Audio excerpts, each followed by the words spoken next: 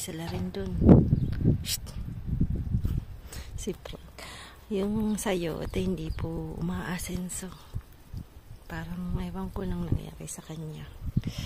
Yan. Kunin natin yung mga ibang mga butas-butas na tomato para bigyan natin sa manok na po.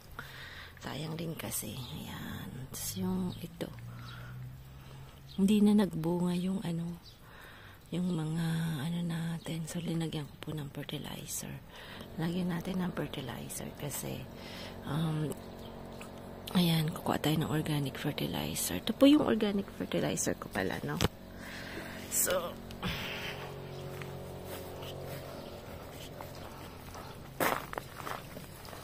ayan. Ayan po. Yung banana peel, yung eggs, tsaka yung sa cafe. Ayan. Yan po yung lalagay natin. Ayusin natin yan mamaya. Tapos dito, okay, wala namang gaano nang gagawin dahil kalilinis ko lang dito. Yung dito lang aayusin ko yung mga puon-puon yan. Yan. So, pwede po yata tayong magano na wala na yung hangin. Kagabi ang lakas ng hangin, pero ngayon medyo na po, kumalma na yung hangin. Pero hindi po kami nagpadagat kasi medyo daw po, maalon. So, hindi sila makakapag-fishing. So, sabi ko, sayang naman na tsaka pag nag-swimming ka naman na masyadong maalon, hindi ganoon ka, po, may enjoy mo yung yung dagat na po. So, yan. Ganda, full moon. Wow, nice. Ayan, papakita ko pala yung ginawa namin dito ni Frank. Kasi yung mga chicken po, ayan. Yung mga chicken pumupunta po siya dito.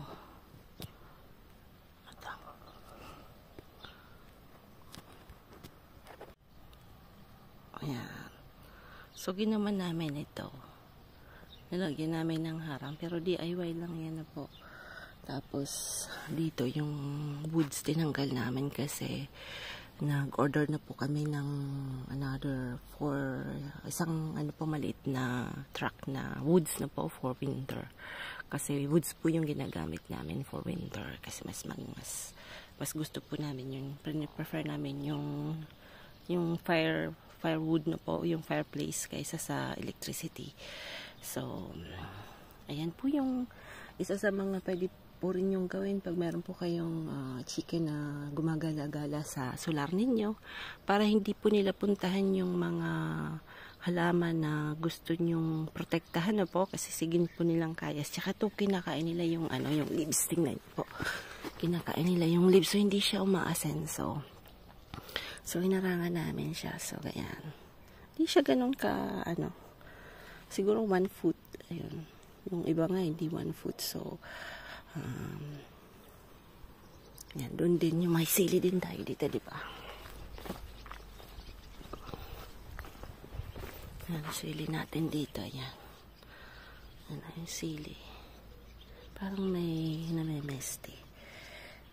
Yan, yung parang may namemeste. Kasi may kumakain din ng leaves niyan yung mga uod. Something. So, hindi pa dito nagbubunga. Kasi, po to, bell pepper. Hindi talaga bell pepper sila lahat. Yan po yung dito.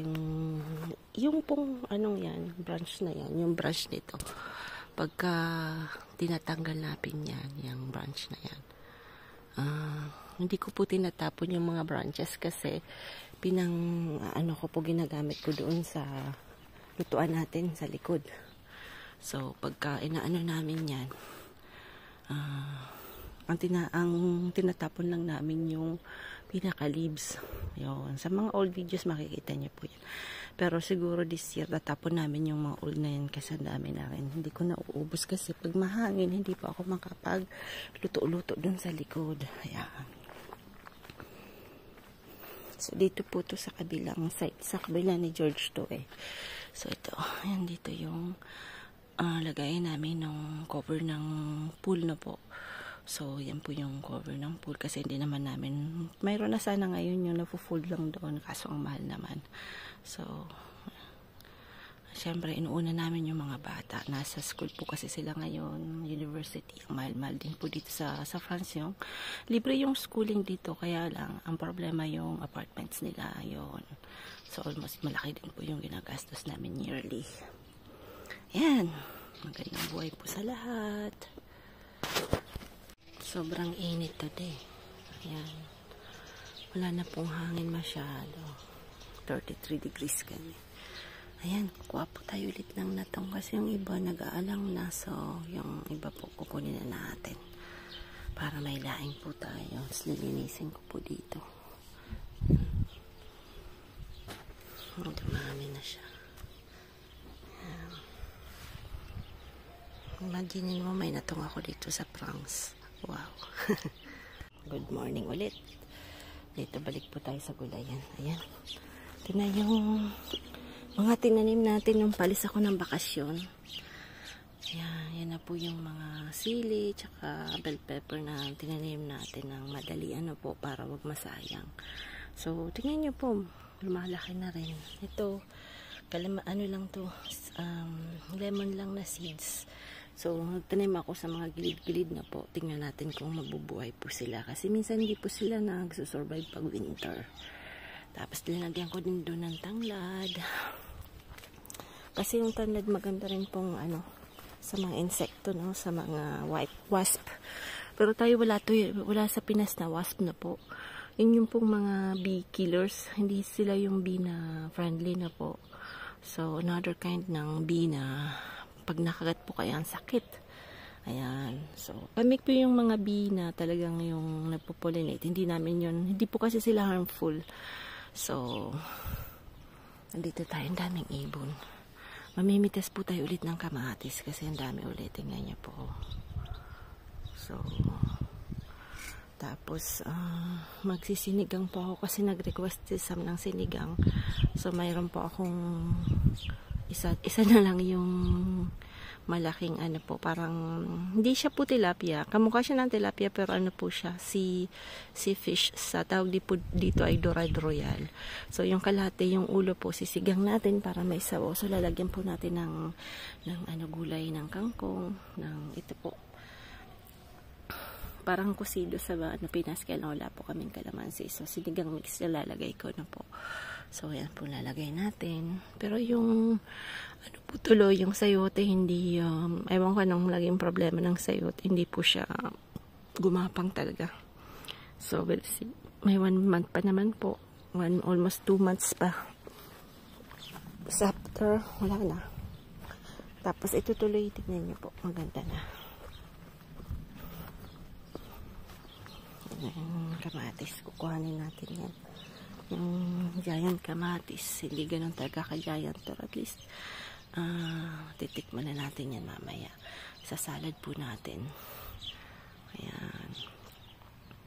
So, dito yung sa mga gilid-gilid, diba tinaniman natin lahat mga gilid-gilid. Ayan, mga gilid-gilid tinaniman. Yung kaya lang yun nga po, sinasabi ko laging yung paanan ng mga ng mga halaman nyo po ay lagi nyo pong lilinisin at lahat ng mga dahon na nag-yellow, nagaganyan, tatanggalin nyo po yan. Kasi minsan sakit din po yan. Yan po yung dapuan ng mga insekto. Ayan. So, para mas maganda po yung bunga nyo, wala kayong masyadong insekto kasi syempre, po tayong tinatry talaga nating maging organic yung ating munting garden na po. Tapos, ito naman yung kukuha din tayo ng konting sitaw. Tapos, ito meron tayo. Sobrang sarap sa okra. Pero yung isa po na yun. Yung kinain ko nung isang araw, tigas na. Kaya yan, kukunin na natin yan. Kasi ang bilis niya pong tumigas So, ayan. Kung gusto niyo yung talagang kasi pag hindi mo na rin makakain sa sobrang katigasan. Sayang nga dapat pala binagbuto ko na lang siya. Kaya nang uwi naman po kami ng Pilipinas sa January. So, makakabili po tayo ng binhi. Ayan. So, yun po yung mga Pinay pong gustong magtanim. Marami pong pwedeng itanim sa atin. Kaya lang, syempre, pag winter, depende po sa lugar nyo kung nagpo-froze, nag-snow. Kasi hindi kami nag-snow, pero nag-negative. Hanggang negative 10 po kami dito. So, yearly, syempre, iba-iba po yung syempre nag-change na po yung ano yung climate natin, no? So kaya medyo paiba-iba na rin po yung ano, minsan mainit. Dito po hindi umuulan, yun ang problema namin. Wala po kami masyadong ulan. So that's the problem. Ito, tingnan niyo po kung gaano tomato. Ano po yun yung corned beef tawag dito. Sarap ng lasa niya. Kung nagsasalad yan lang dito. Yan. Yan yung corned beef tawag nila dito.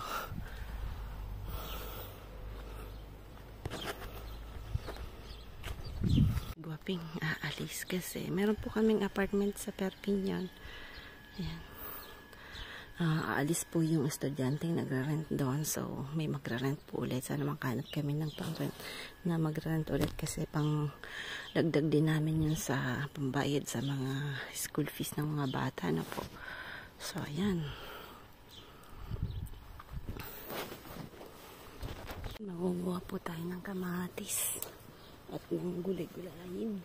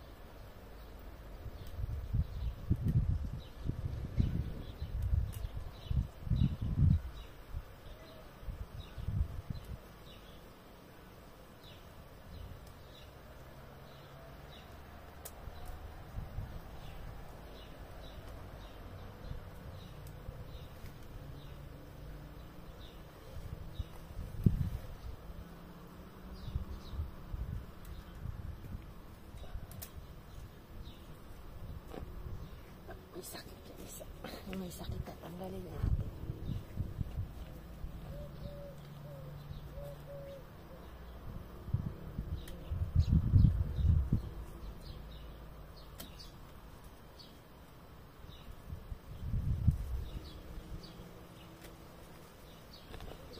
Wala na po, tatanggalin na rin yan. Lagyan natin sa manok ito.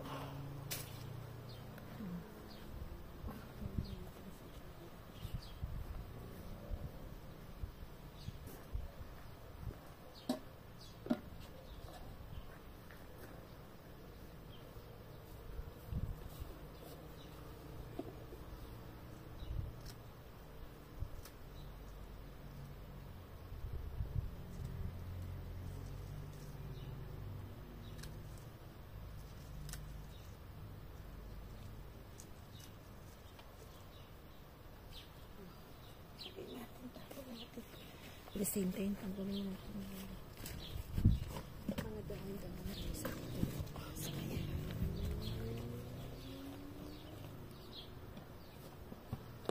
Nadulas lang. So, nadulas lang.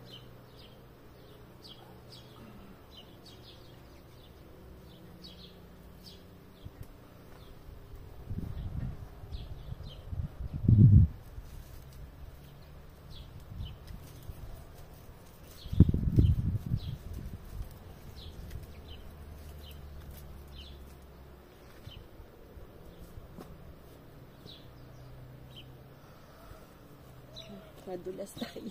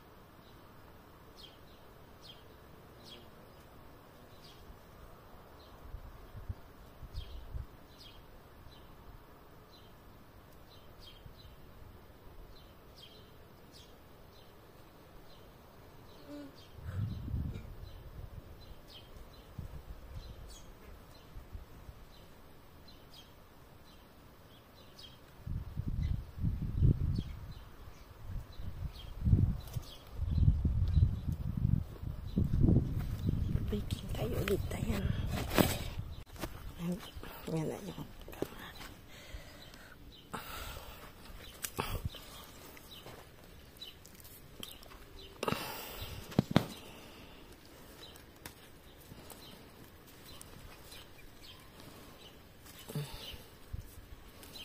dami. Ay, nahulog. Nahulog. Dami pong nahuhulog. Dito sa may ilalim, dami talaga. Ayan.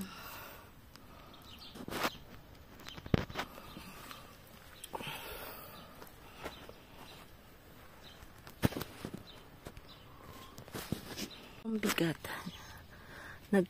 Ano na po siya, parang nagbe-bend po yung tomato natin. So, ayan. Tingnan natin kung babawasan natin ng something to kasi sobrang bigat na po. Yan, hindi ko na po kasi natanggal yung mga tumutubong gawa niyang siyempre hindi ko na rin malaman kung asan na siya, di ba? Ay, naku, Timmy. Dami na. Kuha tayo ng pangsigang ng kamote. Sarap kasi nito. Paborito ito ni Mama. Yan. Kami pong magkakapatid para-paras ng paborito.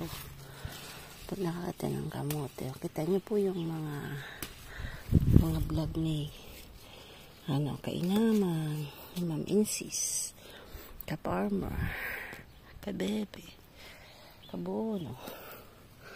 Yan. Ito po yung lalagay natin. Tapos kuha tayo ng sili. Ito po, normal with bell pepper. Kaya po ang anghang niya.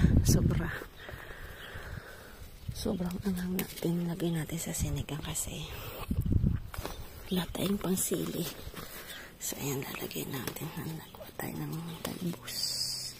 Yung mga mura-mura. Kasi pag matigas, tigokski. Yan. Lagyan na natin yan dyan. Kuha din tayo ng kangkong. At kuha din tayo ng ano po. Yan pa kasi nagpapasarap sa sabaw na po yung mga gulay. Yan. Kangkong madami tayo. Last year lagay ko sa paso. Nako. Hindi po pwede po sa paso. Kasi mas kailangan talaga niya yung space. Kung ang laki po ng paso nyo, pwede yun.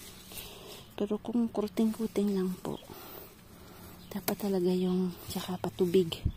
Mahilig sila sa tubig. Tinutubigan ko lagi yan. Yan. Kuha na lang tayo pag kulang pa. Tapos kukuha tayo ng sitaw.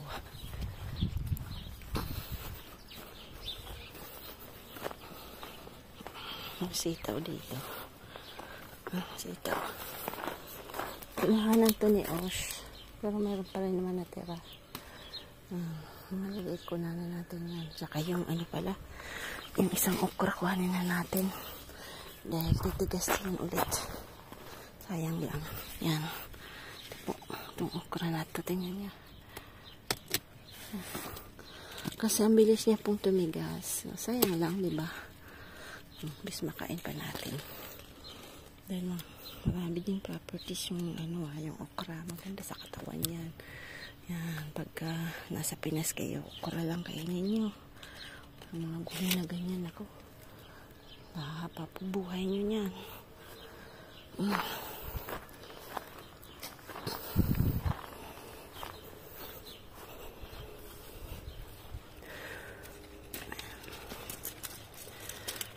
Hindi ganun kadami. Kasi parang patano na siya. Paubos na. Tapos na ba? Titingnan ko mamaya ulit. Titingnan ko lang po. Kasi dito minsan may magnanakaw din. So nakabukas po yung likod namin. Pupunta natin sa bahay.